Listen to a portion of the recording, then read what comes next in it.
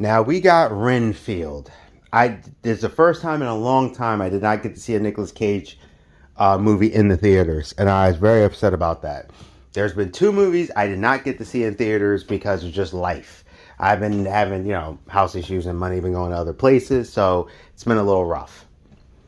That's The Old Ways and Rennfield. I haven't watched The Old Ways yet because my one friend wants to wait and watch it with me. But if you haven't learned, I love Nicolas Cage. I think Nicolas Cage is amazing. I don't care what anyone says. I've never not liked Nicolas Cage. I didn't go through that weird phase everybody did where they thought he was just trash the whole time. I like Nicolas Cage. The majority of his movies I've enjoyed, and if for nothing else, I've enjoyed his performances. So, I just want to point that out. But he's had a renaissance. Like, I think this has been some of his best work in these last, since Spider-Verse. Not even Spider-Verse, since, Kick-Ass. He's just been killing it. And wow, my friend who is very stickler about Dracula, she was like, Nicolas Cage Dracula, he looks weird. She turned around, she goes, wow, he made a great Dracula. What I liked about his Dracula, he felt evil. Like, Nicolas Cage was chewing up the scene, but it didn't feel like he was doing his full Nicolas Cage, kind of trope things. He did have one part where he did, which it actually fit and it made sense. But he felt vicious. Like, it was funny to see him, and it was entertaining to see him because he was able to balance it. But I feel like Nicolas Cage studied, every Dracula, because every Dracula I could think of, he took a little something from them and kind of showed it off. So I feel like he just went through and said, let me study all the people that have played Dracula, or the ones that are really known, and see what I take from them. Like, from Bela Lugosi to, Gary Oldman and Van Helsing and all that stuff. And he put it all together to make a very interesting thing. The movie is extremely violent, but it's also cartoony violence, which was your first hint. When I was watching to my friend, I'm like, wait, this feels like something, but this is weird because I might be wrong, but it feels like this. And I'll tell you about this in a minute. The story felt very good. It was very progressive. Rennfield was an interesting character. He was very complex in how his powers worked, who he was, his relationship with Dracula. Once again, I watched it with my friend. She's going through some of her personal dramas with toxic relationships. And she was like, no, I remember having this kind of conversation in the movie. And then someone else told me the same thing. And I'm like, wow, that means they hit the nail on the head. If people that I know that have had toxic, bad relationships with, authority figures, parents, friends and stuff, and they're telling me about, I remember I had this kind of convo, and it definitely dealt with mental health in the toxic relationship, and it did it where there was comedy to it, but they didn't make fun of it. They had fun with it to convey you the idea, but they didn't make fun of it, and I thought that was fantastic. And I'm looking at the violence, and I'm looking at all the stuff, and I'm like, this, and the way the story was progressing, I'm like, this feels so familiar. And I said it to her. So, I'm going to reveal the big part. That's because it came from Skybound, a.k.a. Robert Kirkman, a.k.a. the guy who does Walking Dead and Invincible and other things. And it had that Invincible kind of violence. And it worked because it was gory enough, but not too gory because she would have squints. I was like, they did a great job. And he has this method of making violence seem very cartoony. That's why he colors blood up a lot and much lighter colors and stuff. There's a method to why he does it. And the movie worked on all cylinders. It was funny. It progressed. It was wholesome. Like I said, Rennfield's story was very strong. The villain's story was pretty interesting. The weakest part, if I was going to say something was weak in the movie, was Aquafina's story. And it doesn't mean it was bad, but for example, if she wasn't in the next movie, let's say they did a sequel, I wouldn't be totally mad if they just referenced oh, she went back to being a cop, or and that was it, or something like that. You know what I mean?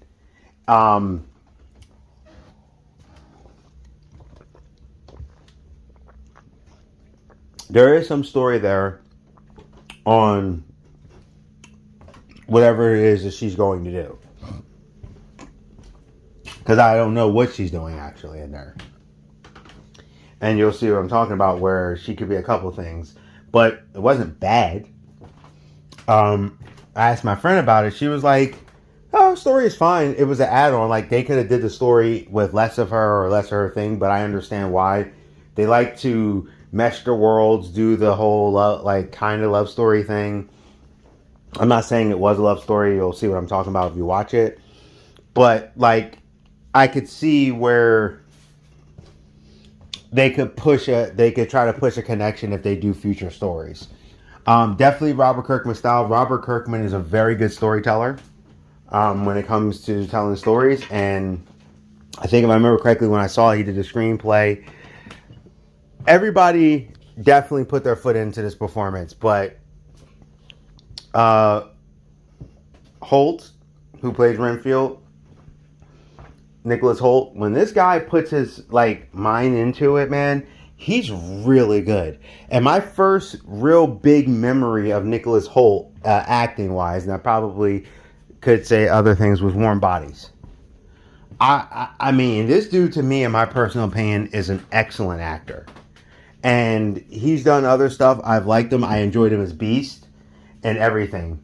But to me, his major things, when he really chews into a role, he really chews into it. And I just think I would love to see more Rennfield.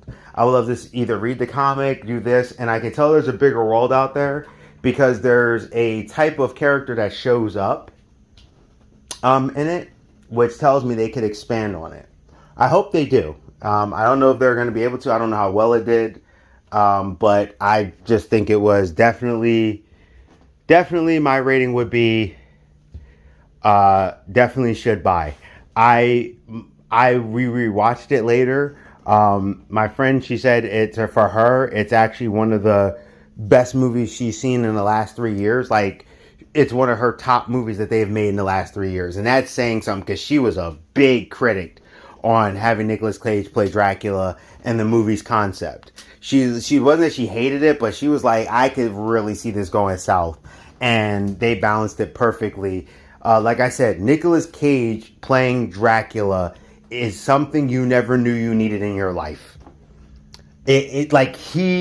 And what I loved about his Dracula, something I'm tired of because that's not him in the original books and stuff. I'm not saying I don't mind him adapting him and stuff. I would even adapt him differently. But I was sick and tired of the love-sick vampire trope. Oh, I'm really just in love and I'm hurt. Like, this Dracula was just evil. Like, he was just like, I don't care. You're doing this, your food. Like, and he had a megalomaniac kind of mindset and stuff, and it really worked. So, like I said, my rating is it's definitely a should buy. Definitely watch it. It's on Peacock, and I think you would literally enjoy it, especially if you liked Invincible. If you don't mind some action and violence and some craziness, and with a cute, story, with a guy who goes through, even how they like deal with everything towards the end is just very funny. It had some genuinely funny moments, had some genuinely heartfelt moments. It's interesting, and you could tell there's more in this universe. It felt like they could explore it. So that's my take on it. Geek Protagonist, you stay safe, you stay healthy, you stay real. Tell me what you think in the comments. And, yep, I'll see you. Oh, also, before I sign off, I just want to add the other villains, like Ben Schwartz character, who I have thoroughly enjoyed that guy. My first major memory of Ben Schwartz is when he was in House of Lies, and I loved his character even in that. He's really cool. If you don't know who he is, he's the guy that voices Sonic in the movies. But the villains, he played it up, was funny, entertaining, really good. All the actors did their jobs. I just wanted to point that out before I signed off and give Ben Schwartz some love, because that dude, I am definitely a fan. And he played the hell out of his part. And like I said, there's some crazy violence in this film, and he's a part of it. All right.